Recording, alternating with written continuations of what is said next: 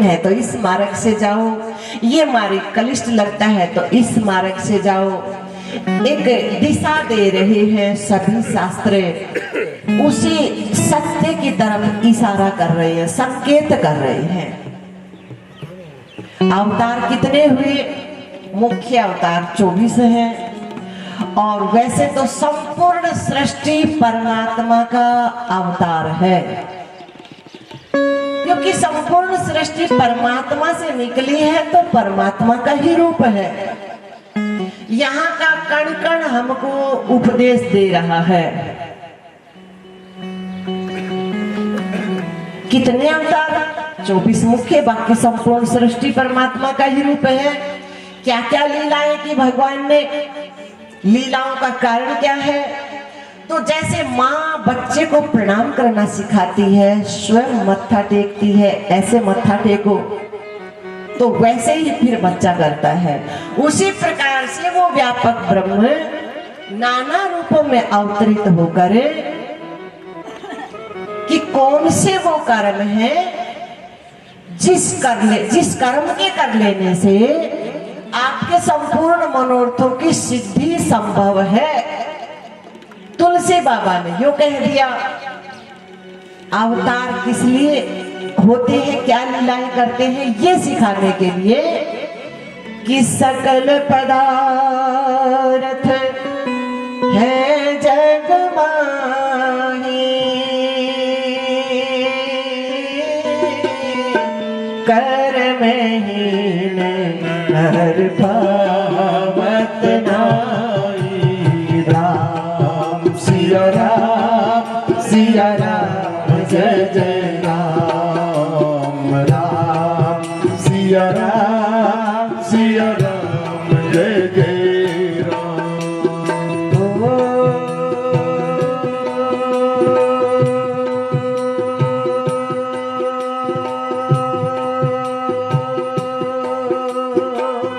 सकल पदार्थ है जग माही, कर्महीन नर पावत नाई। राम सिया राम जय जय राम, राम सिया राम जय जय राम। राम जन्म करे हेतु अनेका, परम विचित्र एकत एका। राम सिया राम जय जय राम, राम सिया राम जय जय राम।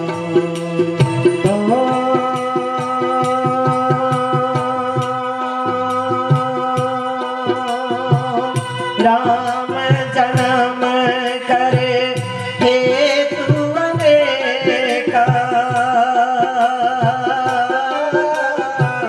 परम विचित्र एकत एका। राम सिया राम जय जय राम, राम सिया राम जय जय राम। जितने भी भगवान के अवतार हुए उनकी लीलाओं को गौर से सुनोगे, गौर से पढ़ोगे, गौर से समझोगे तो पता लगेगा कि प्रत्येक अवतार में एक नहीं अनेकों कारण हैं। जैसे राम अवतार को लीजिए, राम अवतार का कारण सतीवृंदा, सतीवृंदा परम पतिव्रता है, राक्षस जलंधर की धर्मपत्नी। केवल अपनी पत्नी के पतिव्रत धर्म के प्रभाव से जलंधर राक्षस सब देवता परास्त हो गए। भगवान नारायण की शरण में गए सभी देव। भगवान नारायण ने कहा तुम जलंधर राक्षस को ललकारो, आगे का कार्य हमारा। देवों ने जलंधर राक्षस को युद्ध के लिए ललकारा। इधर भगवान श्री हरि, भगवान श्री नारायण जलंधर राक्षस का रूप बनाया और सती वृंदा के यहाँ आ गए। भगवान के अवतारों का कारण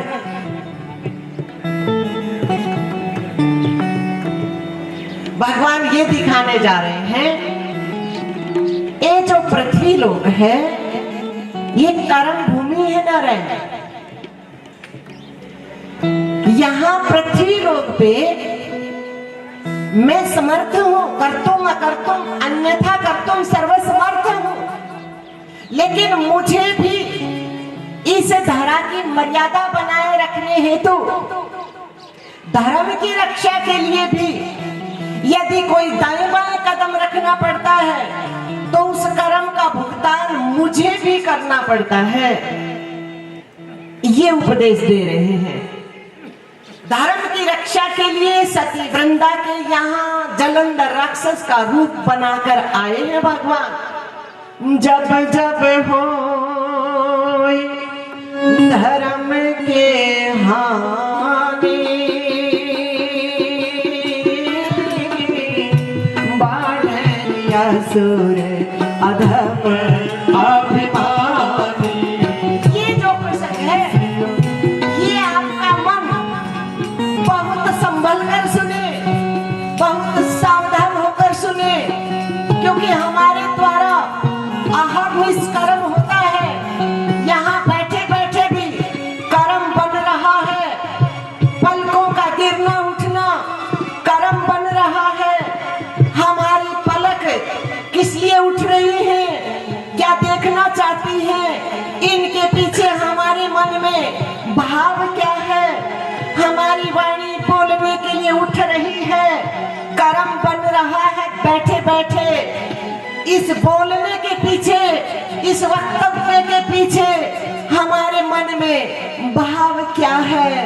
कर्म की स्वेटर बुनी जा रही है। आप घर से चलकर आते हो, आपके मन में उस चलन के पीछे भाव क्या है। चलते चलते भी कर्म की स्वेटर बुनी जा रही है और उस कर्म की स्वेटर को पहनना ही पड़ेगा, धारण करना ही पड़ेगा, चाहे गर्मी लगे, बुखार आए, एलर्जी हो, जो मर्जी हो। लेकिन हमारे मन में जिस भाव को लेकर शरीर के द्वारा जो भी क्रिया उठी, उसकी जो स्वेटर बन गई कर्म रूपी, उसको पहनना अवश्य पड़ेगा। कित फंदा कित पारधी, कित वो मृग चरे और के भूमि का तोड़ा, फंदे में पांव धरे। गुरु वशिष्ठ मुनि से महासुर ज्ञानी, लिख लिख लगन धरे और दशरथ मरण हरण सीता का, बन बन राम फिरे कर्मों की रेखा न्यारी, बिगना टारिना टरे। पूर्व के जन्मों में जो स्वेटर बुन चुकी है उसका भुगतान करो, लेकिन सावधान, समझ समझ के चालियो मारे सद। अवतारों का कारण क्या है, यही सिखाते हैं। समझ समझ के चालियो मारे सद, गुरु जी चाहे लाए। समझ समझ के चालियो मारे सद, गुरु जी चाहे लाए। हाँ, समझ समझ के चालियो मारे सद, गुरु जी चाहे लाए। समझ समझ के चालियो मारे सद, गुरु जी चाहे लाए। वहाँ कुछ नहीं चलने वाला, नहीं एकम नहीं बेगम बादशाह और नाने लाना दहला है। वहाँ चालाकी चुस्ती चुगी पंजी काम न सरसी व्यर्था थारो खेला रे। चुगी पंजी काम न सरसी व्यर्था थारो खेला रे। निर्गुण देश दुहेला रे, निर्गुण देश दुहेला रे, निर्गुण देश दुहेला रे, निर्गुण देश दुहेला रे। समझ समझ के चालियो मार सतगुरु जी नाहेला रे। समझ समझ के चालियो मार सतगुरु जी नाहेला रे। तो भगवान श्री धर्म की रक्षा के लिए जलंधर राक्षस का रूप धारण किया है और सती वृंदा के मन ने मान लिया मेरे पति महाराज हैं और कहा स्वामी इतना जल्दी लौट कर आ गए, बस इतना ही मात्र हुआ। पातिव्रत धर्म क्या हो गया, खंडित हो गया। जलंधर राक्षस मारा गया।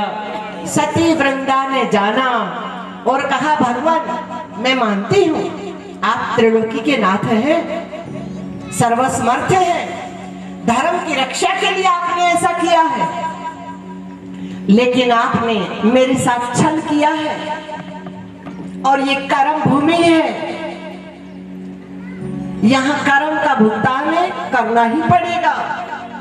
न्यायाधीश यदि न्याय करने में चूके तो फिर साधारण जन का क्या होगा, इसलिए भुगतान आपको भी करना पड़ेगा। नारायण आपकी पत्नी के साथ भी राक्षस क्या करेगा, छल करेगा। कर्म प्रधान विसरच राखा,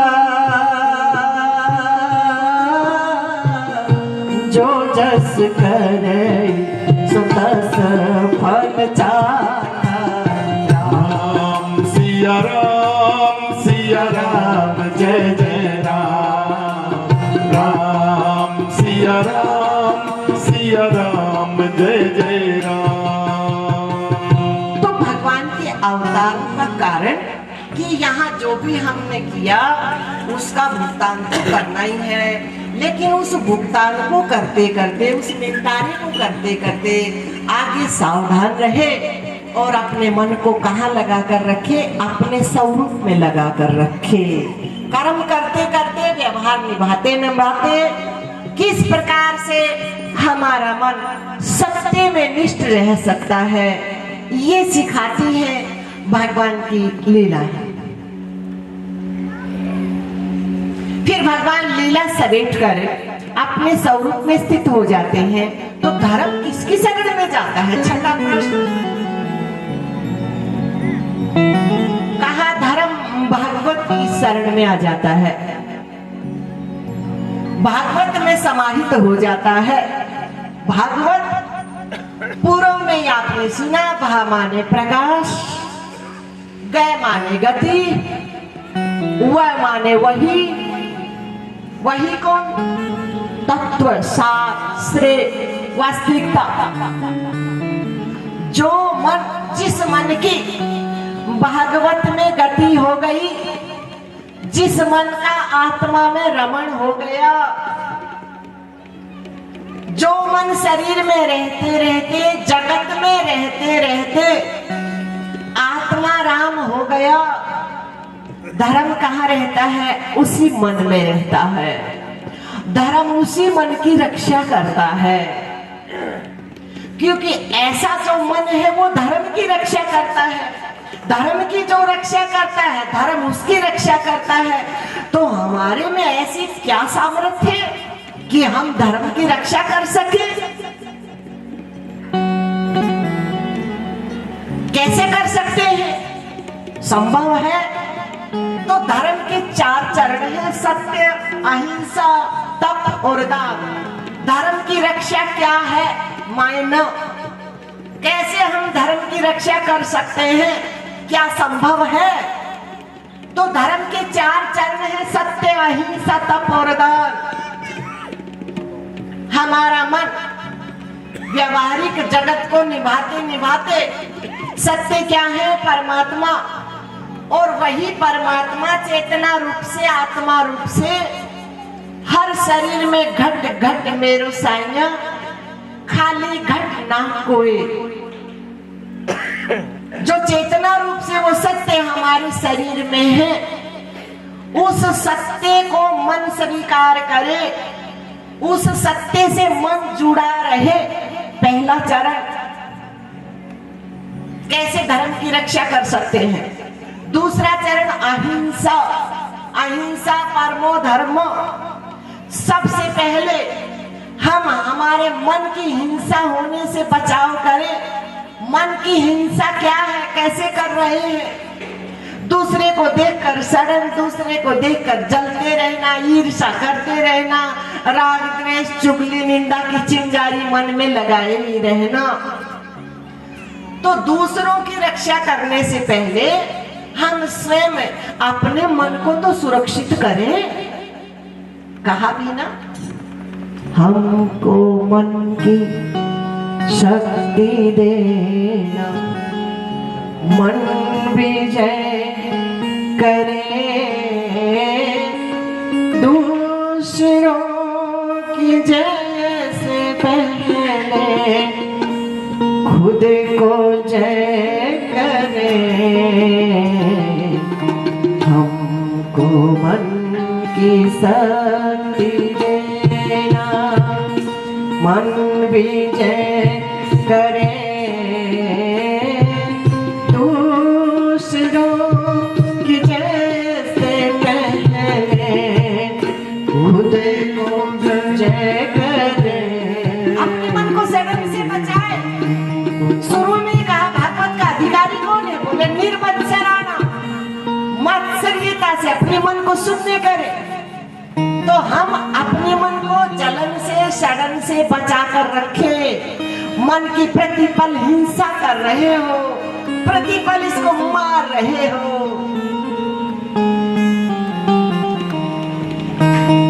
तीसरा चरण तप। तप का मतलब साधना।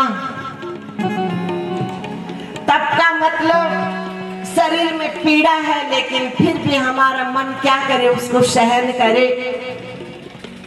गर्मी लग रही है फिर भी हमारा मन क्या करे, सहन करे। सर्दी है फिर भी हमारा मन क्या करे, सहन करे। गुरुजी ने यूं कह दिया तप को कि शीत उष्ण को सहन करना, विषय भोग का त्याग। शीत उष्ण को सहन करना, विषय भोग का त्याग। अजी ये है धर्म, जिसके मन में ये कामना है मेरा मन धर्म को स्वीकार करे, मेरा मन धर्म की रक्षा करे, ताकि धर्म मेरे मन की रक्षा करे। शीत उष्ण को सहन करना, विषय भोग का त्याग। अजी ये है धर्म जिज्ञासु का, कोई साधे पूर्ण भाग। लगी हो जिसकी राम भजन में डोर, लगी हो जिसकी राम भजन में डोर, लगी हो जिसकी राम भजन में डोर। जगत में सबसे है धर्म कठोर, जगत में सबसे है धर्म कठोर, सबसे है धर्म कठोर। जगत में सबसे है धर्म कठोर, जगत में सबसे है धर्म कठोर। सहन करना तब। और चौथा चरण है धर्म का दान। और सबसे बड़ा दान किसका है? शांति का दान। हम अपने मन को क्या रखें? शांत। इधर उधर देखकर हम अपने मन को उद्वेगना से न भरे, चंचलता से न भरे, अशांति से न भरे। इन चारों चरणों को जो मन स्वीकार कर लेता है, धर्म उसकी जैसे किसान फसल बोते हैं और चारों तरफ बाड़ लगा देते हैं, कोई जानवर पशु आदि खेती को बेकार न करे, हानि न पहुंचाए। उसी प्रकार से यदि हमारा मन इन चारों चरणों को अपनाता है तो फिर धर्म बाड़ की तरह हमारे मन की क्या करता है, रक्षा करता है, भूल से भी गलत मार्ग पे नहीं जाने देता है। तो धर्म कहाँ आ जाता है? भागवत में। ये थोड़े से मैं इन 6 प्रश्नों का उत्तर और विस्तार से उत्तर देने से पहले सूत जी महाराज सोनक आदि महापुरुषों से कह रहे हैं, महापुरुषों विस्तार से आपके प्रश्नों का उत्तर देने से पहले मैं अपने गुरुदेव का ध्यान कर लेता हूं। और सूत जी महाराज के गुरुदेव हैं श्री सुखदेव जी महाराज, अवधूत शिरोमणि, परम फकीर अपने गुरु जी की तरह, जो प्रकट होते ही जिनका मन जंगल की तरफ प्रस्थान कर गया, जंगल ब्रह्म गुफा की तरफ, नैमिषारण्य की तरफ। व्यास जी महाराज पीछे पीछे दौड़ रहे हैं, पुत्र वापिस आओ, पुत्र ठहरो। लेकिन सुखदेव जी महाराज इस मार्ग में आने वाले पथिकों को उपदेश दे रहे हैं कि इस मार्ग में तुम्हारा मन चलेगा तो पीछे से बहुत आवाजें आएंगी, मोह की, ममता की, आसक्ति की बहुत आवाजें आएंगी।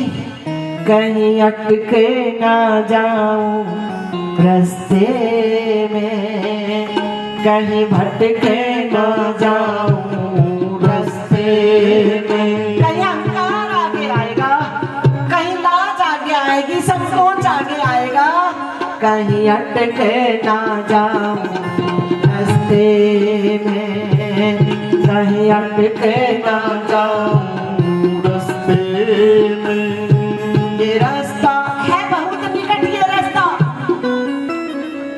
इससे निकट, इससे सरल सृष्टि में कुछ भी नहीं है।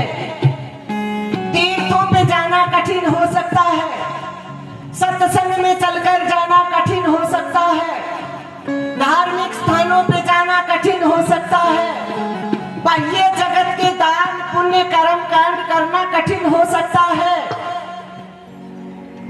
लेकिन इससे सरल कुछ भी नहीं है। इतना छोटा मार्ग है, बहुत बड़ा मार्ग नहीं है, बिल्कुल छोटा सा मार्ग है। कोई कठिनाई नहीं है, कोई आपत्ति नहीं है, किसी की कोई रोक टोक नहीं है। हाँ, बाह्य जगत में संभव है। मीरा का अनुभव कहता है कि बाहर लाचारी है, बाहर लाचारी है। कोई रोक सकता है, कोई व्यवहारिक जगत का काम आगे अड़ सकता है, कोई नाता रिश्ता आगे अड़ सकता है, कोई मान मर्यादा आगे अड़ सकती है। बाह्य जगत में तो रुकावट ही रुकावट है और भीतरी जगत में कोई रुकावट नहीं महाराज। बाहर लाचारी है, बाहर लाचारी है, बाहर लाचारी है, बाहर लाचारी है।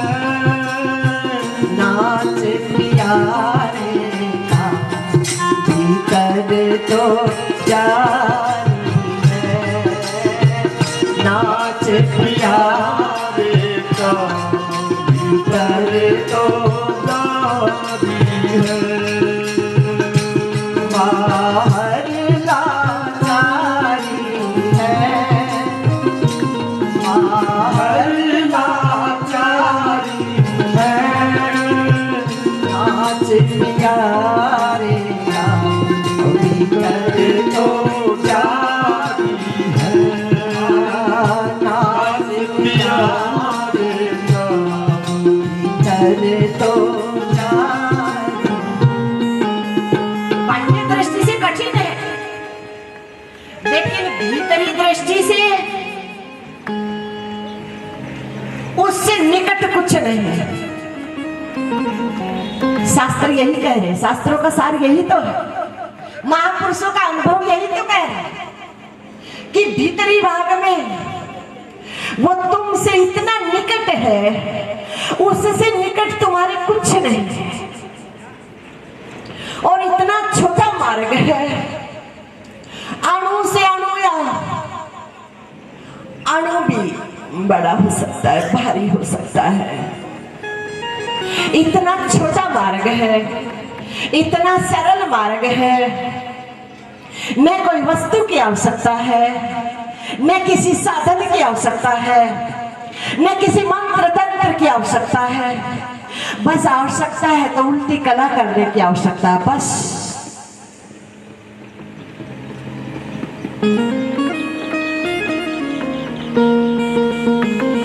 तो सुखदेव जी महाराज कह रहे हैं इस मार्ग में आने वाला जिज्ञासु सावधान हो जाए।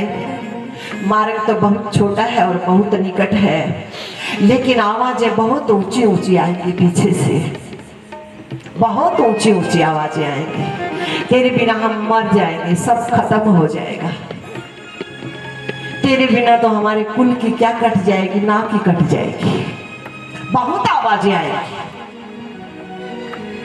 उन आवाजों से सावधान रहे। तो व्यास जी महाराज आवाज लगा रहे, पुत्र ठहरो, पुत्र वापिस आओ, तुम्हारे बिना हमारे पास यहाँ है ही क्या। लेकिन जो चल पड़े, क्या गजब कह दिया गुरु जी ने, जिनके मन में निश्चय होगी वो जोगी बन के चाल पड़े, जिनके मन में निश्चय होगी वो जोगी। शरीर से नहीं, सावधान सावधान, शरीर से जोगी नहीं बन पाओगे। शरीर से तुम जहां हो वहीं रहो, तुम्हारा कुछ नहीं बिगड़ेगा। तुम्हारा मन जोग साध ले, तुम्हारा मन जोगी बन जाए। जोगी का मतलब कुछ नहीं लिया साथ में, ओंकारानंद वो चाल पड़े ना सकते नामा, न पुण्य लिया न पाप। ओंकारानंद चाल पड़े ना सकते ना पाप लिया, ओंकारानंद वो चाल पड़े ना सकते ना पाप लिया। ओंकारानंद वो चाल, चलो चलो सजन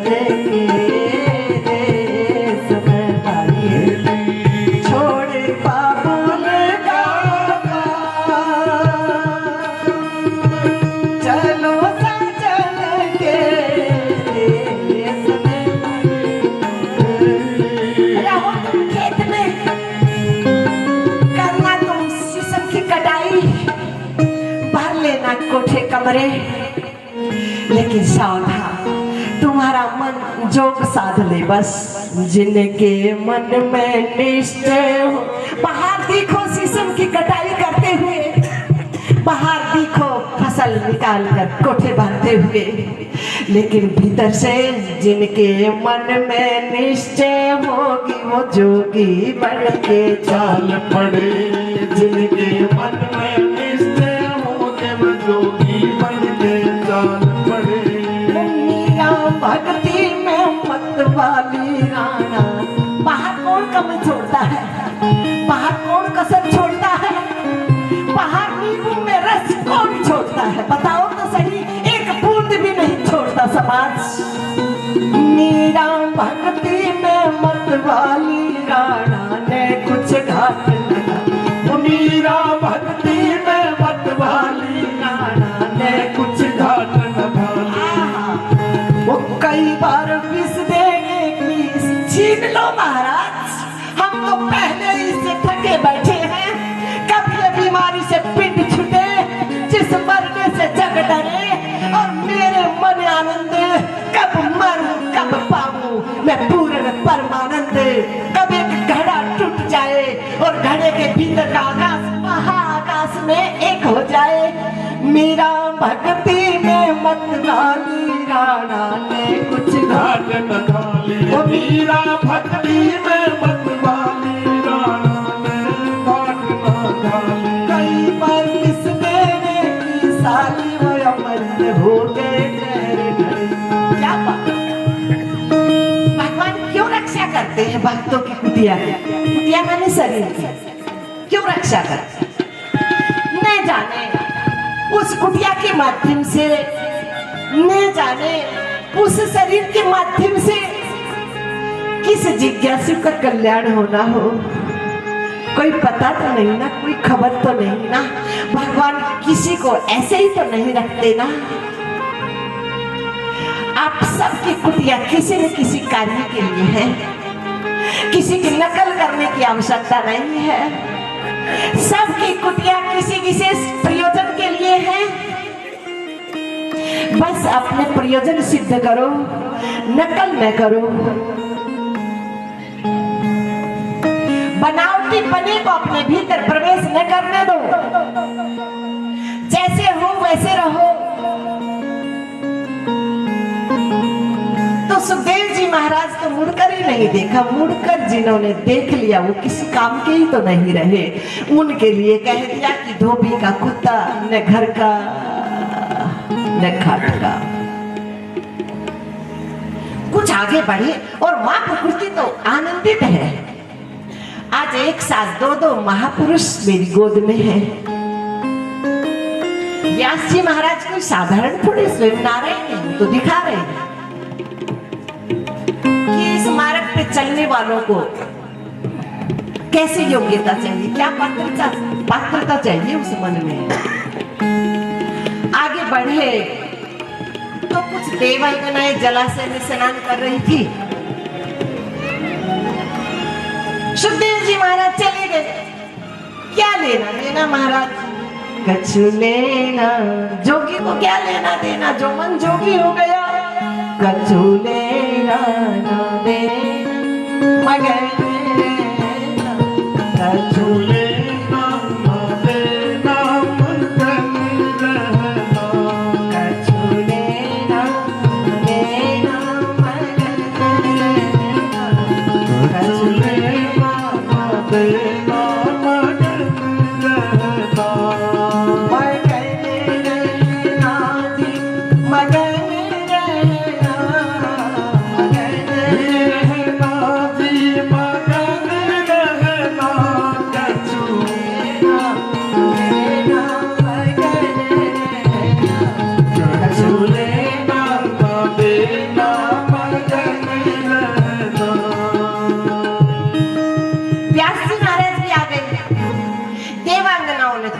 अपने वस्त्र उठाए। व्यास जी ने हमको सिखाने के लिए, हमको बताने के लिए कि देखो कैसा जोग है, कैसा जोग लिया है इस शरीर में जो मन है। सुखदेव जी को मन को दिखाना चाहते हैं, उनके जोग को दिखाना चाहते हैं। गुरु जी ने क्या कह दिया, भोग जोग का कुछ है ना, भोग जोग का योग नहीं गुरु कथ कह गए ओंकार। वो यदि इधर देखता वो मन तो कैसा जोगी। भोग जोग का योग नहीं गुरु कथ कह गए ओंकार। भोग जोग का योग नहीं गुरु कथ कह गए ओंकार। अजी पाप ये तो मिश्रण हो गया, तो मिलावट हो गई। पाप रूप अनंत का जामन मेरा गुरु के वचन आधार। डट जामन मेरा गुरु के वचन आधार। तो वही दिखाना चाहते हैं सुखदेव जी महाराज का मन कैसा जोगी है। व्यास जी महाराज ने कहा, देवियों अभी अभी अवधूत अवस्था में मेरा पुत्र सुखदेव जी निकल गया और मुझ वृद्ध को देखकर आपने वस्त्र धारण किए कारण ओ बाबा आपके हैं वो पुत्र, आप तो निहाल हो गए, आप तो धन्य हो गए। ऐसा ऐसा पुत्र धन्य है, सुमन्य है, संसार में ना अन्य है। इनसे बढ़कर दूसरा कौन होगा बाबा? वो मानने योग्य है, वो स्वीकार करने योग्य है, वो वंदन करने योग्य है महाराज।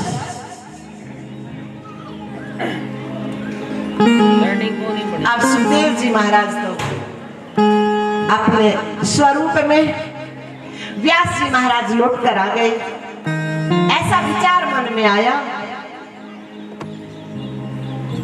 ऐसी दिव्य आत्मा का आगमन, प्राकटीकरण कहो, आगमन कहो, किसी कारण को लेकर होता है, बार बार नहीं होता है। और 41 दिन से ज्यादा निर्विकल्प समाधि में यदि मन चला गया तो फिर शरीर नहीं रहेगा और जिज्ञासु लाभ से क्या रह जाएंगे? वंचित रह जाएंगे। इसलिए व्यास गुफा में आए हैं, गणपति महाराज को मनाए हैं। लेखनी उठाओ गणपति भगवान। एक वेद को 4 भागों में बांटा, तैयारी कर रहे हैं। व्यास जी महाराज तैयारी कर रहे हैं। व्यास पीठ पे बैठे हुए मन को बाह्य जगत में ले आकर जिज्ञासुओं का मार्गदर्शन कराने की तैयारी कर रहे हैं। एक वेद को 4 भागों में बांटा। होने दो उनके मन को व्यास पीठ पे परिपक्व, क्योंकि मन जब तक परिपक्व अवस्था को प्राप्त नहीं हो जाता उससे पहले ही शास्त्र जाल में पड़ जाता है। उससे पहले सब ये शास्त्र जो है ना, ये शब्द है ना, ये भी एक जाल है मन को फंसाने के लिए। यदि इस शब्द जाल में मन फंस गया तो लक्ष्य को नहीं पहुंच पाएगा।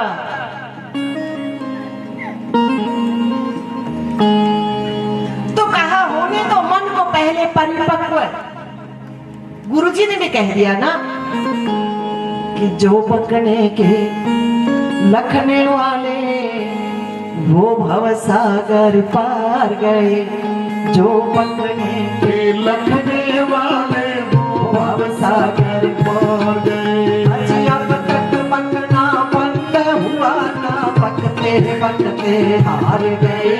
जो पकने के लखने वाले वो भवसागर पार गए।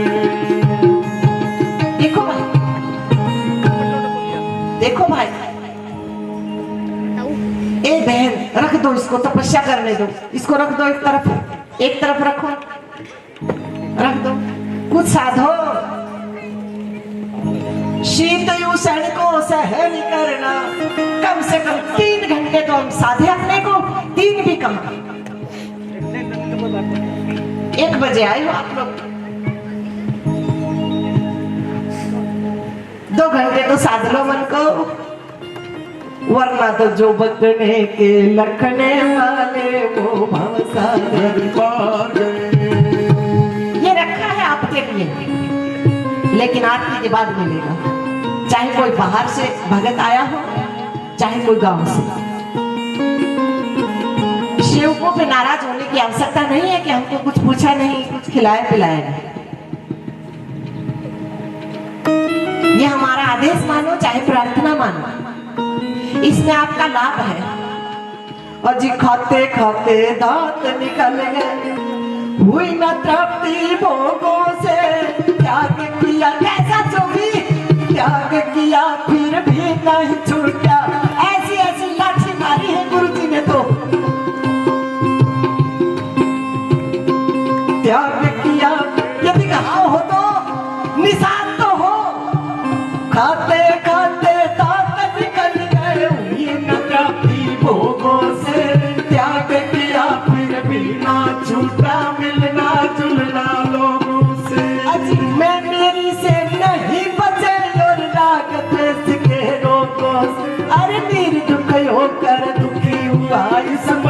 कपटी के सोगों से वीर दुख होकर दुखी हुआ समन कपटी के सोगों से। गुरुजी तो आज भी डंडा लिए खड़े हैं, हथौड़ा लिए खड़े हैं।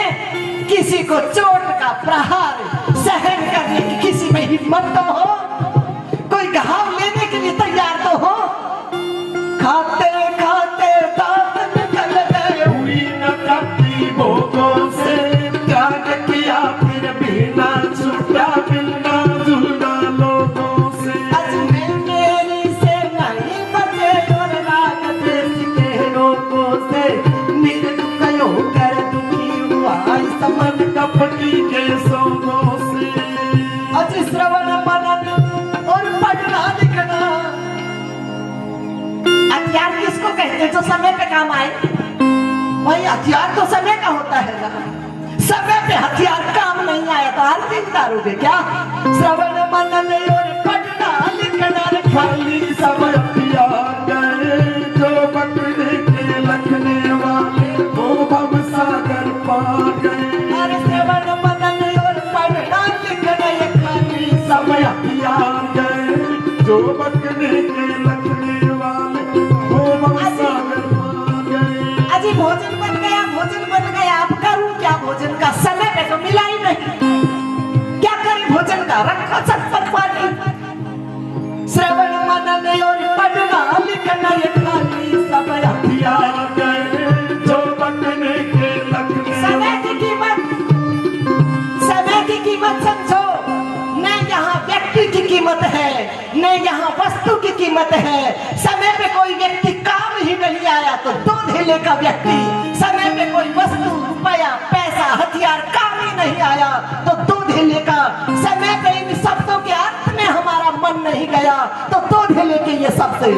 श्रवण मनन और पढ़ना लिखना खाली समय पिया गए जो बकरे के लखने वाले वो भव सागर पा गए। अब तक बचना बंद हुआ ना बचते बचते आ गए जो बकरे के लखने वाले वो भव सागर पा गए। तो व्यास जी महाराज तैयारी कर रहे हैं कि पकने दो, मन को परिपक्व अवस्था में होने दो। तब तक हम क्या करते हैं? भूमिका बनाते हैं। तो व्यास जियों ने एक वेद को 4 भागों में बांटा, सामवेद, यजुर्वेद, ऋग्वेद, अथर्ववेद। पंचम महाभारत ग्रंथ की रचना की, 17 पुराण लिखे और फिर चिंतवन में बैठे हैं।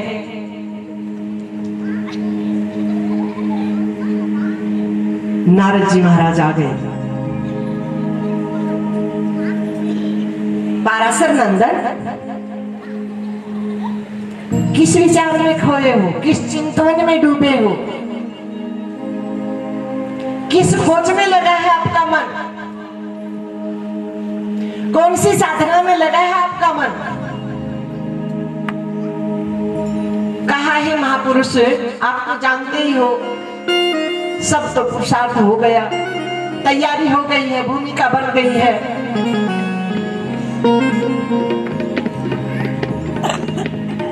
और व्यास जी महाराज कह रहे हैं कि सुखदेव जी महाराज का मन ब्रह्म गुफा में है।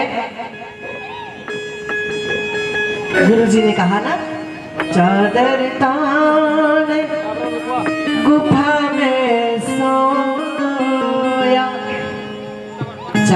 शरीर की चादरिया ब्रह्मरंध्र की गुफा में मनीराम आत्माराम में सो गया।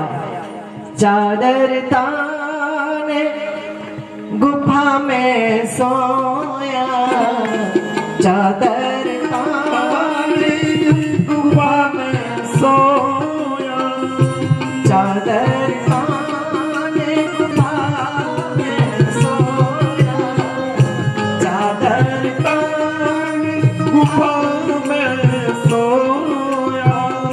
कर सजने गुरबाना, ओ कर सजने बता रहे हैं व्यास जी महाराज कि ऐसा कोई महापुरुष टकरा जाए वैसा तो बहुत मुश्किल है, बहुत कठिन है ऐसे मिलना। यदि मिल जाए तो कह रहे हैं ऐसा व्यवहार करना, ऐसा प्रयास करना कि उस महापुरुष का मन उस गुफा से बाहर आने के लिए मजबूर हो जाए, हमारी प्रीत को देखकर, हमारे स्नेह को देखकर, हमारे वात्सल्य को देखकर। चूकना नहीं कह रहे हैं। तो कहने आवाज लगाना चाहता हूं उस महापुरुष के मन को जो बाहर आ जाए सुनकर आवाज। कौन सी आवाज लगाऊं नारद जी महाराज बताओ तो मेरा मार्गदर्शन करो। ए महाराज शंकराचार्य जी महाराज के जो आदि गुरु शंकराचार्य जी हैं, समाधि में चला गया उनका मन, गुफा में चला गया और नर्मदा जी में बाढ़ आ गई। शिष्य बड़ा प्रयत्न कर रहे हैं, गुफा में जल भर जाएगा, गुरु महाराज समाधि में है, शरीर छूट जाएगा, मारे जाएंगे, हमारे पास कुछ नहीं बचेगा। आदि गुरु शंकर चले हैं और जब समाधि में बैठे तो गुरु महाराज ने बोला था एक मटके में नर्मदा का जल जो समेट दे वो हमारे मन को समाधि से बाहर ले आ सकता है। तुम्हारे बस का काम नहीं, तुम बस इस शरीर की सुरक्षा करते रहना। तब तक सुरक्षा कर रहे हैं, बोरी भर भर मिट्टी की लगा रहे हैं गुफा के आगे, गेट के आगे।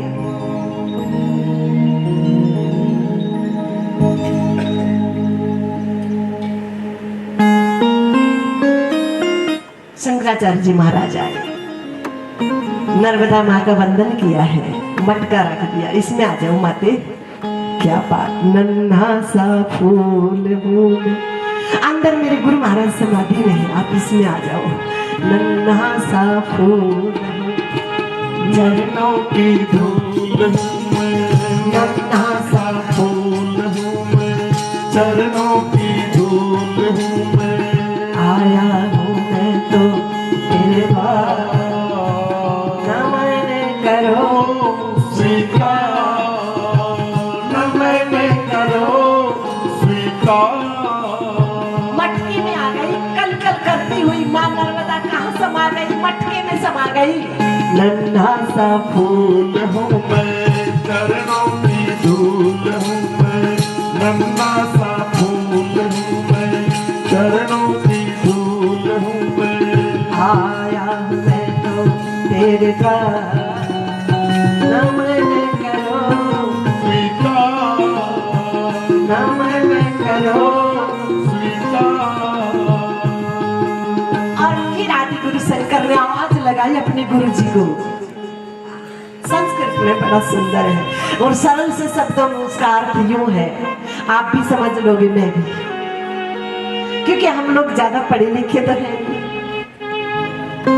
क्या आवाज लगाई आदि गुरु शंकर ने, आप भी कोशिश करेंगे गाने की, आप भी गाना मेरे साथ। आप भी यदि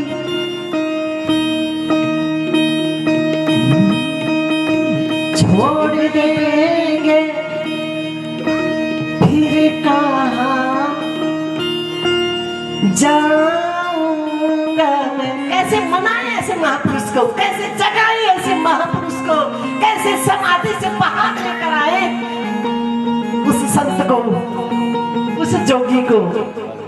आप भी यदि छोड़ देंगे फिर कहाँ जाऊंगा मैं। आप भी यदि छोड़ देंगे फिर कहाँ जाऊंगा मैं। जन्म दुख से नाव कैसे पार कर पाऊंगा मैं। जन्म दुख से नाव कैसे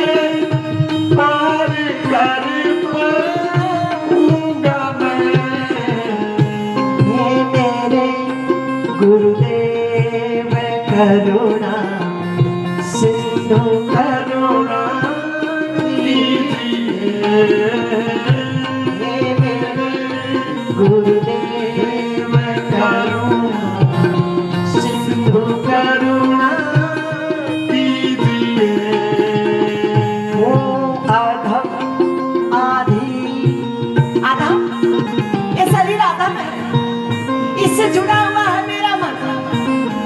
अधीन आपके अधीन, आपका सहारा, क्योंकि जगत के सहारे 84 के बंधन से मुक्त नहीं कर सकते हैं। वो अधम आधीन है शरण, अब शरण में लीजिए वो अधम आधीन आश्रय शरण में लीजिए है मेरे गुरुदेव करुणा सिंधु करुणा कीजिए पाप बोझे, न जाने कितने जन्मों का पाप का बोझा मेरे मन में भरा पड़ा है। पाप बोझे से लदी गई या भंवर में जा रही, सीधा 84 है। पाप बोझे से लदी नहीं या भंवर में जा रही नाथ दौड़ो, क्या आप पिता क्या दौड़ सकता है तुम्हारा, क्योंकि वहां तक संसार की दौड़ है ही नहीं। संसार की दौड़ इस शरीर तक है बस। नाथ दौड़ो अब बचाओ जल्द डूबी जा रही नाथ दौड़ो अब बचाओ जल्दी डूबी जा रही आ गया महापुरुष का मन समाधि से बाहर। बस वही भाव है इधर। नारद जी महाराज से कह रहे, व्यास जी महाराज, आवाज लगाने का प्रयत्न कर रहा हूं, सुखदेव जियों का मन समाधि से बाहर आ जाए। कौन सी आवाज लगाऊं आप बताओ ना महापुरुष, क्योंकि आपका तो अनुभव है।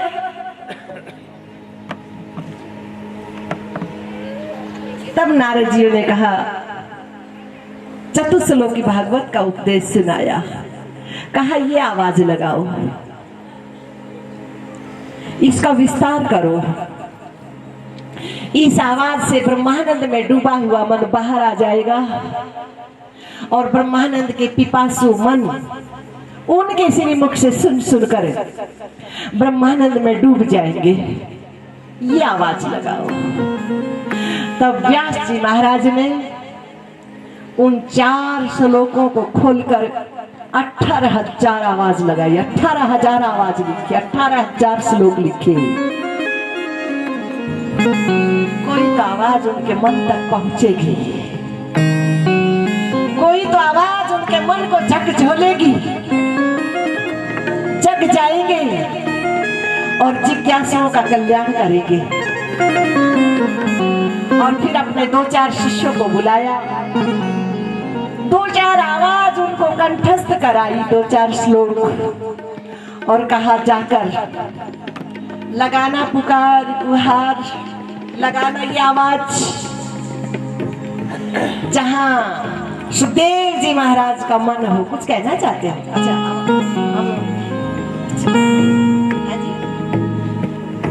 अच्छा ये स्पीकर बंद हो गए। अच्छा हमारे पंडित जी को सुन नहीं रहा होगा, अच्छी बात है, मुख्य वृत्ति तो श्रवण में होनी ही चाहिए।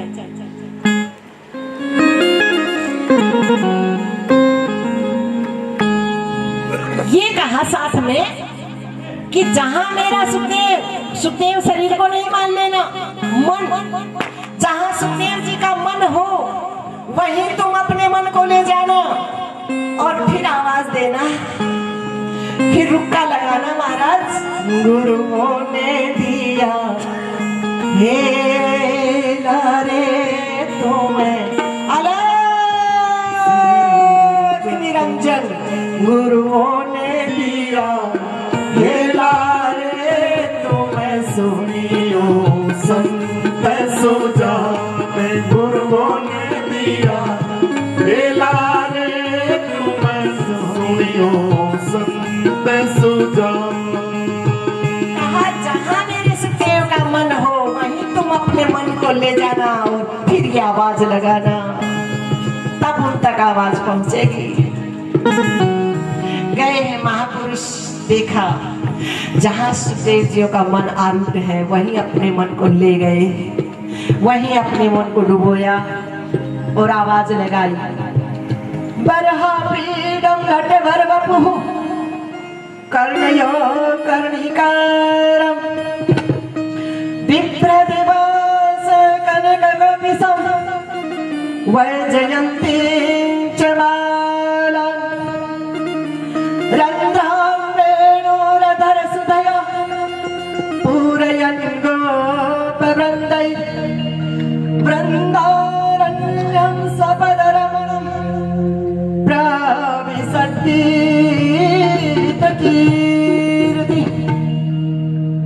हे जोगी, हे महापुरुष, गुरु जी बड़े सुंदर गाते थे।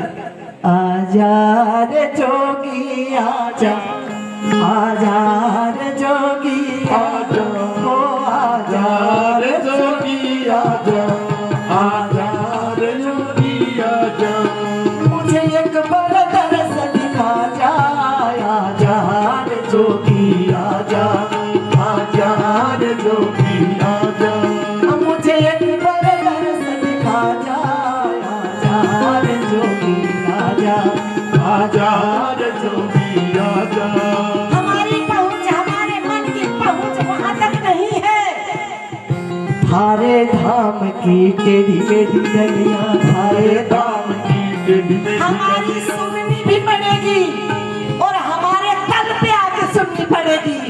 कैसी कथा की मूर्ति होते हैं महापुरुष, ब्रह्मानंद को छोड़कर तुम्हारी सुनने के लिए और अपनी सुनाने के लिए ब्रह्मानंद को छोड़कर धरा पे आ जाते हैं, धरा पे शरीर में आ जाते हैं। महाराज कितनी करुणा, उनकी करुणा का ऋण हम चुका सकते हैं क्या? थारे धाम की टेढ़ी मेढ़ी गलियां, तारे धाम की टेढ़ी मेढ़ी गलियां। आके कैल पता जा, आज आके कैल पता जा। आजा रे जोगी आजा, आजा रे जोगी आजा। वो मुझे एक बार दर्शन दिखा जा। आजा रे जोगी आजा, आजा रे जोगी आजा। हे जोगी, हे सुखदेव जी महाराज, जिस ब्रह्मानंद में आप अकेलों का मन डूबा है ना, उसी ब्रह्मानंद में, उसी ब्रह्मानंद ने, उसी आत्मानंद ने, उसी आत्मा राम ने साकार रूप धारण किया है बाल कृष्ण के रूप में। उनकी लीलाओं को आपके श्रीमुख से जिज्ञासु श्रवण करेंगे और वो मन वही संतप्त मन, दग्ध मन उसी ब्रह्मानंद में डूब जाएंगे जिस ब्रह्मानंद में आप अकेलों का मन डूबा है। महापुरुष कोई स्वार्थी थोड़ी होते हैं महाराज। आजा रे जोगी आजा, आजा रे जोगी आजा। मुझे एक बार दर्श दिखा जा, मुझे एक बार दर्श दिखा जा। आजा रे जोगी आजा। ये आपके जो छोटे महाराज जी कहते हो ना, जिस कुटिया का नाम कहते हो छोटे महाराज जी, इनको कथा थोड़ी आती, इनको पता ही नहीं, कक्का नहीं आता महाराज, कक्का। साधना से जब ये शरीर उठा ऐसा हो गया, बस जिस कार्य के लिए शरीर मिला था पूरा हुआ। अब पूर्णाहुति हवन कर रहे थे, जब मौन व्रत खुलवाया, मैं कहा इसी हवन की कुंड में अग्नि ने शरीर को अब छोड़ देंगे। और ये भाव गुरु महाराज के मन में चला गया। बुलाया और कहा शरीर छोड़ना चाहते हो? हाँ गुरुजी। क्यों? इनका शरीर का काम तो हो गया गुरुजी। बोले नहीं, फिर तो आप स्वार्थी हो गए। अपना काम किया और ये तो स्वार्थी का लक्षण है। साधु कभी स्वार्थी नहीं होता। और मेरे पास अभी भी है, गुरुजी ने चौसी का कपड़ा पहनते थे, उस चौसी के कपड़े का जिल्द के ऊपर कवर लगाया हुआ है। वो भागवत थी, मुझे कहा है ये लो, इसका अध्ययन करो, इसको पढ़ो, और जो आपके मन ने पाया उसको बांटो। इसके माध्यम से सुरक्षित रखी है मेरे पास वो पोथी। गुरुजी जो चोला पहनते थे चौसी का, उसी का कवर है चढ़ा हुआ।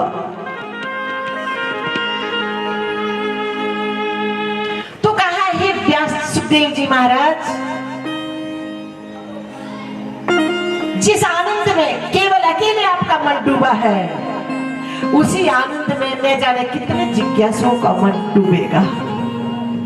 सुखदेव जी महाराज का मन बाहर आया, चलो चलना चाहिए, लेकिन विचार आया फिर एक मन में, क्या अपने राम में पड़े रहे, ठीक है।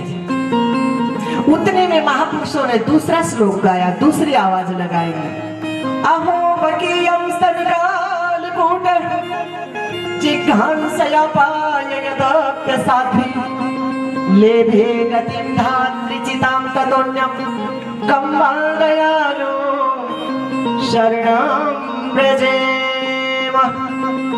कम्बं दयालो शरणं व्रजेम।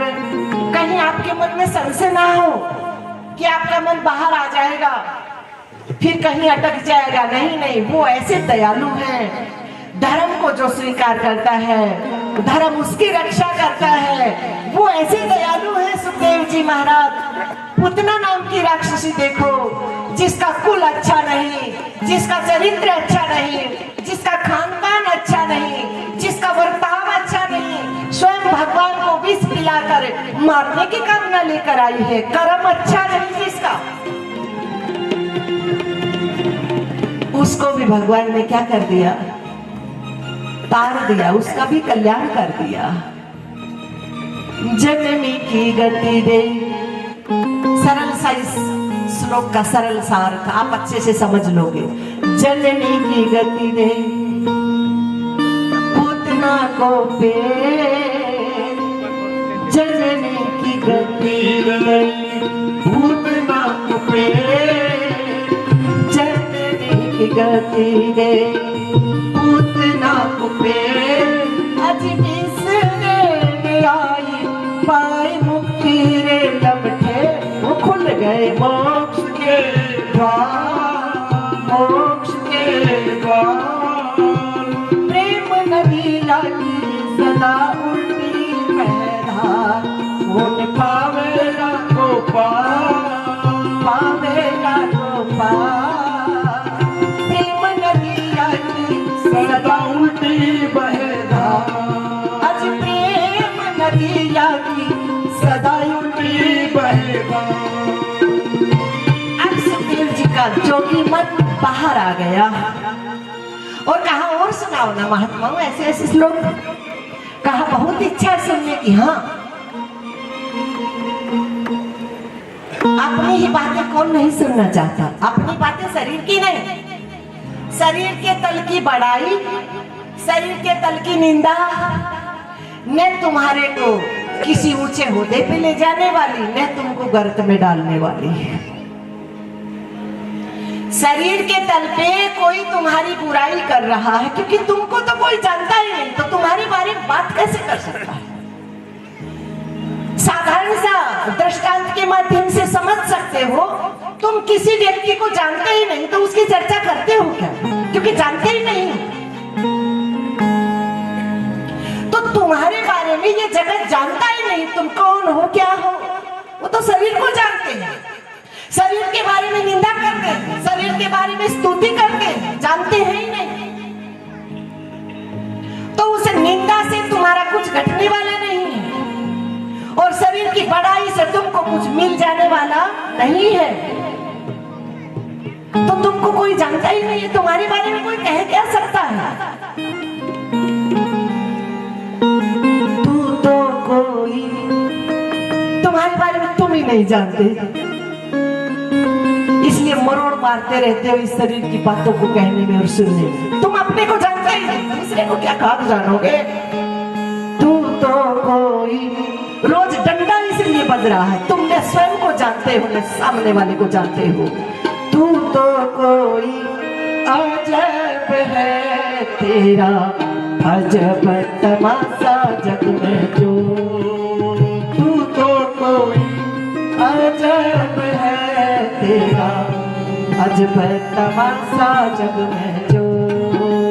तू तो कोई अजब है तेरा, अजब तमाशा जग में जो।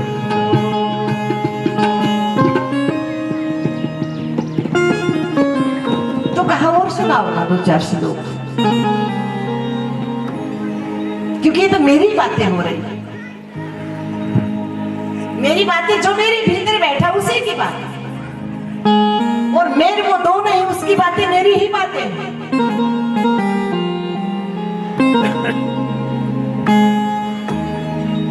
बात मेरी, मेरा बातें करती है एकांत भगवान से। दुनिया वाले पूछते बताओ किससे बात करना, क्या उत्तर आता है? बात मेरी तुम नहीं समझोगे, तुम नहीं जानोगे।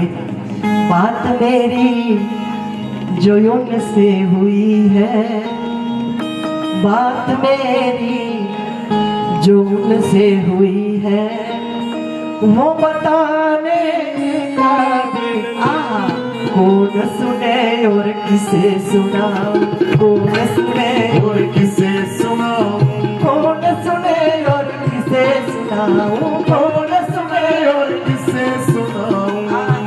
घायल की गत घायल जाने, घायल की गल घायल जाने, घायल की गत घायल जाने, कि जिन लाई हो मैं तो प्रेम दीवानी मेरा, दर्द न जाने को हरी में तो प्रेम दीवानी मेरा, दर्द न जाने को सगीने में तो प्रेम दीवानी मेरा, दर्द जाने को।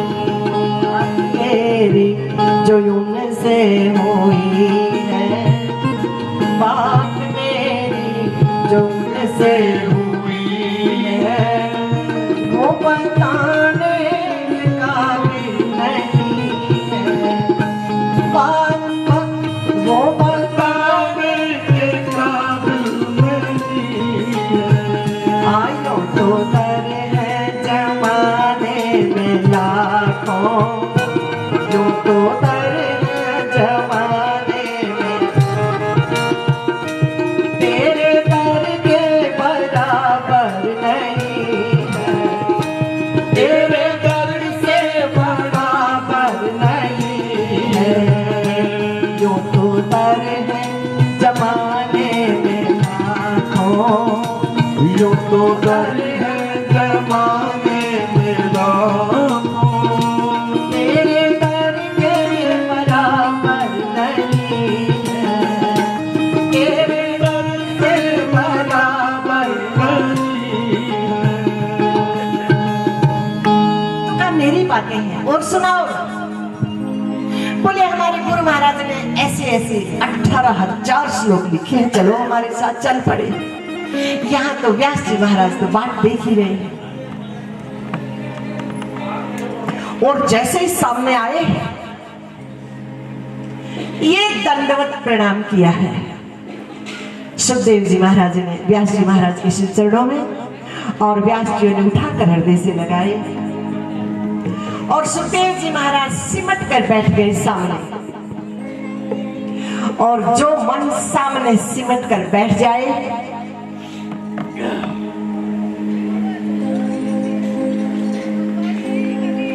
वो क्या नहीं पा लेता।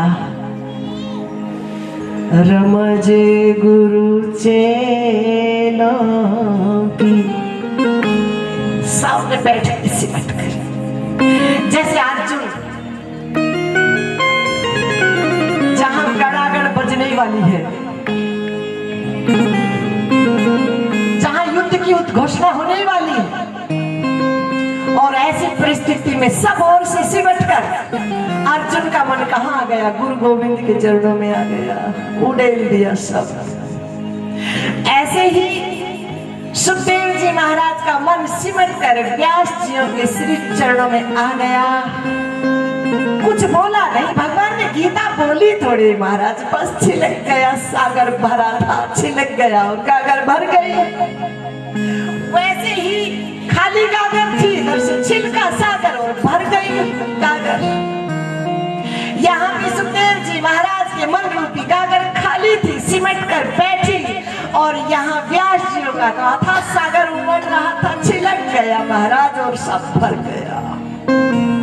और छिलकाते हुए उस गागर को सुखदेव जी महाराज चले हैं। सूत जी महाराज सोनक आदि महापुरुषों को कह रहे हैं कि चले हैं उस भरी हुई गागर को छिलकाते हुए।